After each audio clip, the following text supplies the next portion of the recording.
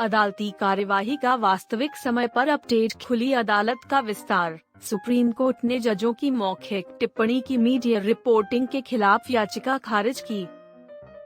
न्यायालय ने जोर दिया कि अदालत की सुनवाई के दौरान न्यायाधीशों द्वारा की गई चर्चाओं और मौखिक टिप्पणियों की रिपोर्टिंग से मीडिया को रोका नहीं जा सकता है।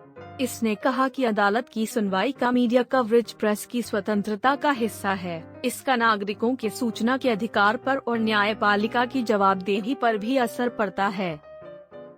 बोलने और अभिव्यक्ति की स्वतंत्रता न्यायिक संस्थानों में भी कार्यवाही की रिपोर्टिंग करने तक फैली हुई है। न्यायालयों के कार्यों का नागरिकों के अधिकारों पर सीधा प्रभाव पड़ता है और यह भी कि ये काफी हद तक नागरिक संस्थान पर जवाबदेही तय कर सकते हैं।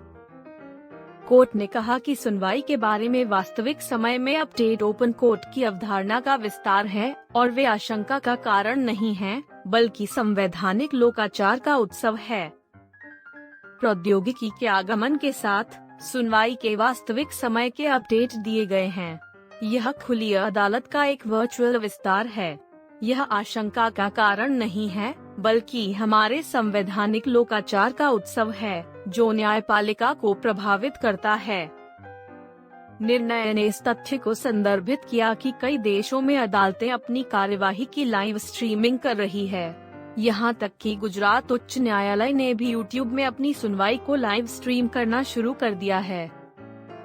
अदालत ने कहा कि हमें चुनाव आयोग की प्रार्थना में कोई सामग्री नहीं लगती है जो मीडिया को अदालती कार्यवाही की रिपोर्टिंग करने से रोकें। न्यायपालिका को जवाबदेह बनाना जरूरी है।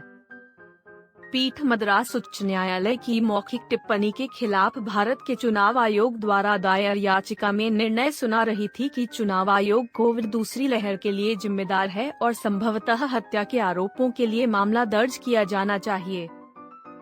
न्यायालय ने कहा कि उच्च न्यायालय की मौखिक टिप्पणी को हटाने का कोई सवाल ही नहीं था, क्योंकि वे न्यायिक रिकॉर्ड का हिस्सा नहीं हैं। उसी समय पीठ ने कहा कि उच्च न्यायालय द्वारा की गई टिप्पणी कठोर थी और प्रयुक्त रूपक अनुचित था।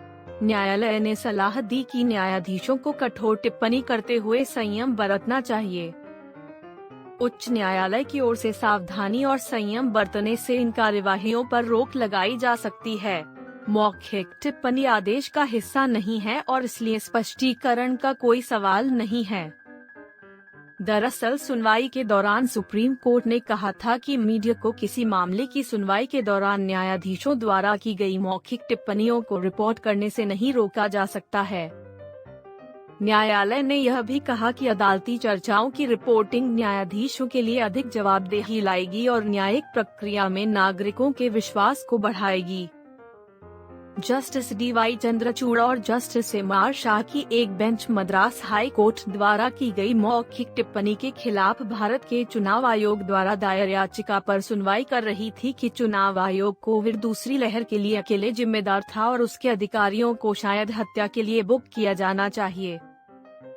बेंच ने ईसीआई द्वारा न्यायाधीशों की मौखिक टिप्पणी की रिपोर्टिंग से मीडिया को रोकने के लिए की गई प्रार्थना पर आपत्ति जताई, जो अंतिम आदेश का हिस्सा नहीं है। हम यह नहीं कह सकते हैं कि मीडिया कानून की अदालत में चर्चा की सामग्री को रिपोर्ट नहीं कर सकता है। कानून की अदालत में चर्चा समान सार्वजनिक हित की है और मैं इसे अंतिम आदेश के रूप में उसी पायदान पर डालूंगा। अदालत में चर्चा बार और बेंच के बीच एक संवाद है। कानून की अदालत में बहस का खुलासा करना भी उतना ही महत्वपूर्ण है और मीडिया का इसे रिपोर्ट करने का कर्तव्य है। यह केवल हमारे निर्णय नहीं है जो हमारे नागरिकों के लिए महत्वपूर्ण है। न्यायमूर्ति चंद्रचूड़ ने कहा कि मीडिया को मौखिक टिप्पणियों की रिपोर्टिंग से रोकने के लिए ईसीआई द्वारा की गई प्रार्थना दूर की कौड़ी है। आयोग ने सुप्रीम कोर्ट में यह कहते हुए तत्काल याचिका दायर की कि लोगों ने उच्च न्यायालय की मौखिक टिप्पणी के आधार पर हत्या के लिए एफआईआर दर्ज करना शुरू कर दिया है। ईसीआई ने कहा कि उच्च न्यायालय की अपमानजनक मौखिक टिप्पणी, जो व्यापक रूप से रिपोर्ट की गई थी, ने इसकी प्रतिष्ठा को नुकसान पहुंचाया, हालांकि वे अंतिम आदेश का हिस्सा नहीं थी।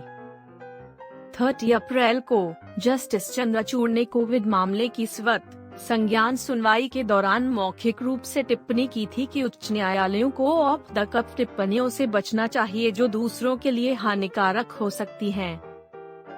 हालांकि चुनाव आयोग ने मौखिक टिप्पणी के खिलाफ मद्रास उच्च न्यायालय का दरवाजा खटखटाया था, लेकिन उच्च न्यायालय ने 30 अप्रैल को यह कहते हुए विचार करने से इनकार कर दिया कि यह मुद्दा तब तक इंतजार कर सकता है जब तक कि कोविड प्रबंधन से जुड़े बड़े मुद्दों का समाधान नहीं हो जाता।